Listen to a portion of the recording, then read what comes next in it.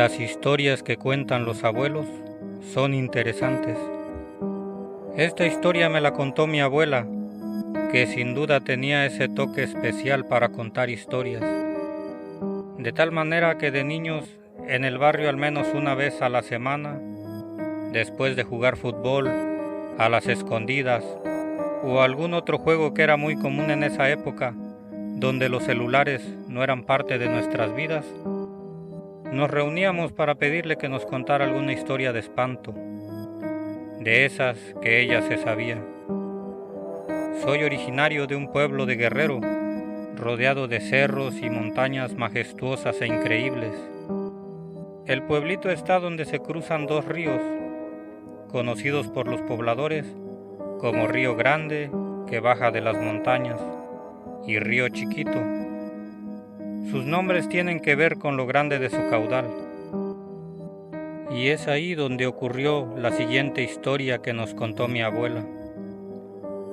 Ella era una mujer bajita, pero bastante fuerte físicamente y de carácter. Esa noche comenzó diciéndonos: en las noches tengan mucho cuidado de ir al río. No les vaya a pasar como a don José y su compadre Pedro. Así les llamaremos omitiendo los nombres reales para no causar alguna molestia. Don José y su compadre tenían sembradíos a orilla del río, esto para aprovechar el agua que éste les proveía para el riego. Un día se les hizo tarde y la noche los sorprendió. Había luna llena y alumbraba bastante bien el camino. Iban caminando por toda la orilla del río para llegar al camino principal que daba al pueblo. Ya faltando unos 100 metros para llegar, vieron a una mujer a orillas del río. Estaba sentada lavando ropa. La luna dejaba ver claramente que tenía un buen cuerpo, ya que mostraba su espalda completamente desnuda. Usaba un fondo que le cubría las piernas.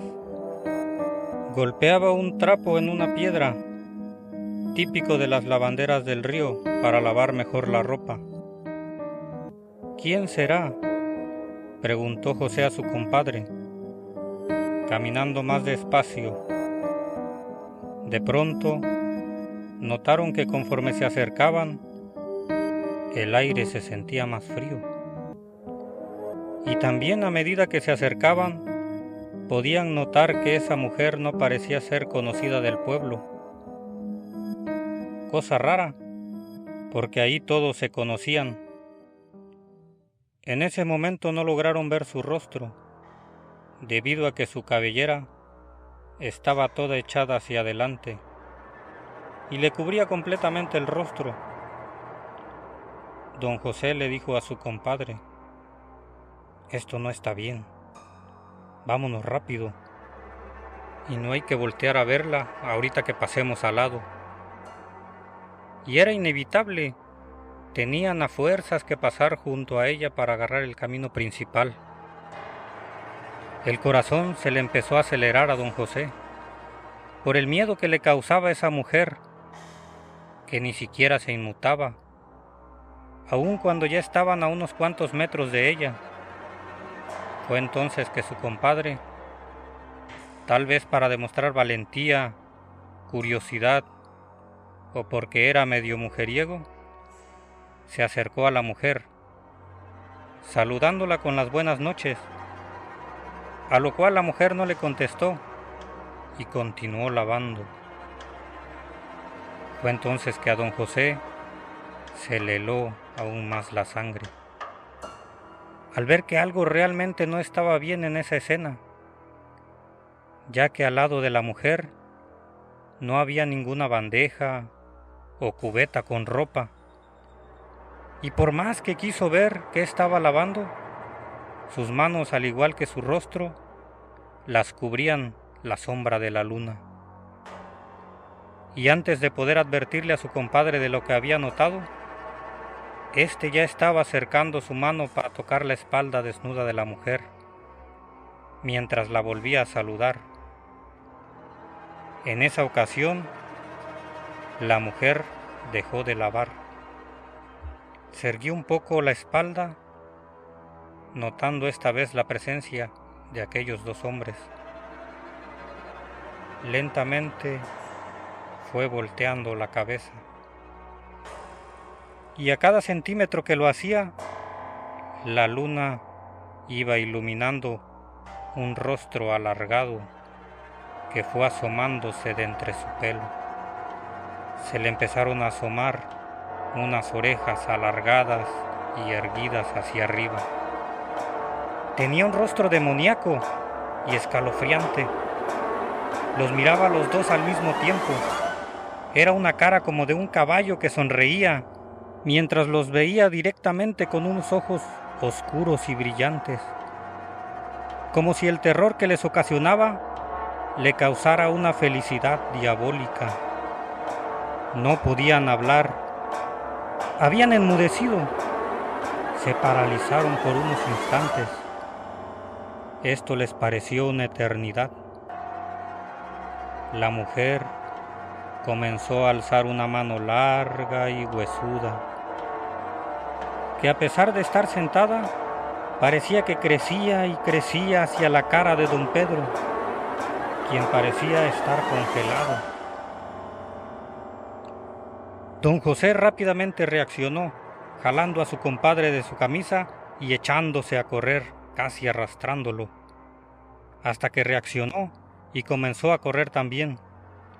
Corrieron como nunca en su vida lo habían hecho, y a pesar que sentían las piernas flojas, no supieron cómo llegaron a sus casas. Cada uno no podía hablar. Las mujeres de cada uno no sabían qué les había pasado.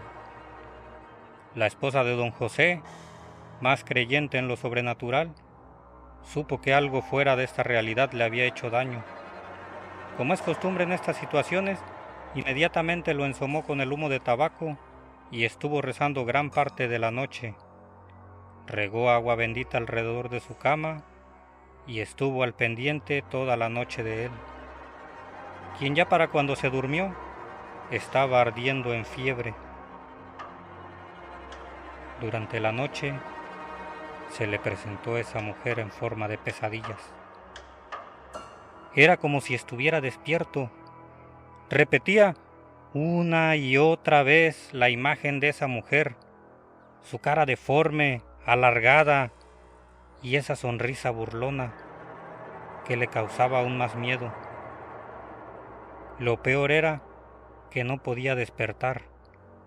Estaba completamente atrapado en sus pesadillas. La situación con su compadre no fue igual, ya que su esposa no le hizo tanto caso y solo lo atendió para calmarle la fiebre de la forma tradicional, como si se tratara de algo común. Al siguiente día, don José se despertó. Ya casi era mediodía. Se sentía extremadamente cansado y todavía con un poco de fiebre, pero por fin podía hablar. Le contó todo lo sucedido a su mujer, detalle a detalle. Rápidamente se puso sus guaraches para ir a ver a su compadre, para asegurarse que estuviera bien. ¿Cuál fue su desdicha? Que al llegar a la casa de su compadre, encontró a todos llorando. Entró para verlo por última vez. Estaba tendido en su cama. Al verlo sintió un gran pésame y dolor. Miró que el cuerpo de su compadre tenía los puños cerrados, como si antes de partir hubiera sentido un gran dolor. Su rostro estaba completamente desencajado. Sus ojos abiertos reflejaban angustia y terror. Seguramente hacia algo que vio antes de su último aliento.